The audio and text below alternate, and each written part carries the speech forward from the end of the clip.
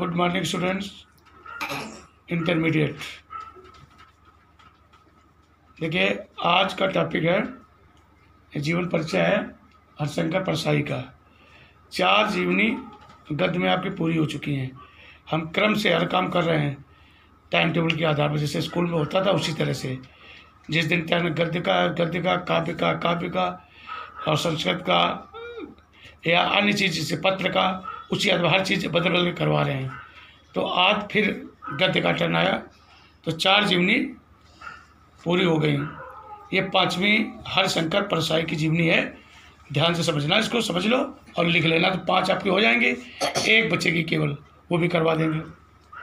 अब देखिए, हरिशंकर परसाई, जन्म सन 1924 ईस्वी, मृत्यु सन 1995 ईस्वी। अब जीवन परिचय ऐसे डाल लेना, ऐसे लिखना भी उसी तरह से। अब देखिए, हरिशंकर परसाई का जन्म 22 अगस्त सन 1924 ईस्वी में मध्य प्रदेश राज्य के इटारसी जनपद के जमानी नामक स्थान पर हुआ था। इन्होंने प्रारंभिक शिक्षा मध्य प्रदेश में, तत्पश्चात नागपुर विश्वविद्यालय से एमए करने के पश्चात कुछ वर्षों तक अध्यापन कार्य किया। इन्होंने स्वतंत्र लेखन के लिए नौकरी को छोड़ दिया। 10 अगस्त सन 1995 ईस्वी में इस यशस्वी साहित्यकार का देहावसान हो गया। अब आया साहित्यिक परिचय, 60 में हो गई, इसी तरह से आती भी है। साहित्यिक परिचय में क्या है? हरिशंकर परसाई व्यंग्य प्रधान निबंधों के लिए प्रसिद्धि प्राप्त करने वाले प्रमुख निबंधकार हैं।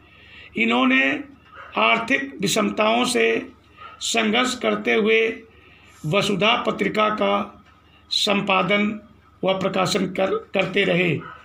ये गद्य साहित्य की विविध विधाओं में लेखन कार्य करते रहे, परंतु प्रसिद्धि एक व्यंग्यकार के रूप में प्राप्त की। अब आई रचनाएं। वैसे तो रचनाएं एक आध आती हैं, लेकिन हम लिखाते सब पूरी तैयार आपको सब करनी है। अब ये निश्चित नहीं है कि बोर्ड में कौन सी आ जाए, ये कोई पता नहीं होता है, इसलिए हम पूरी लिखा देते हैं। पूरी तैयार करना, और आती कम है। देखिए रचनाएं। व्यंग्यकार परसाई जी की विविध प्रकार की रचनाएं निम्नलिखित हैं। कहानी संग्रह, ये हेडिंग हम इसलिए डलवा लेते हैं कि आपको जानकारी हो जाए कौन कहानी है, कौन उपन्यास है, कौन निबंध है। यदि इनका नाम लेके आता है तो आपको वही लिखनी है, नाम नहीं लेता है तो कोई जीवनी पूछता है तो आप कोई भी लिख सकते हैं। कहानी संग्रह में पहली है हंसते हैं रोते हैं, दूसरी जैसे उनके दिन फिरे। उपन्यास ग्रंथ नागफनी की कहानी, दूसरी है तट की खोज।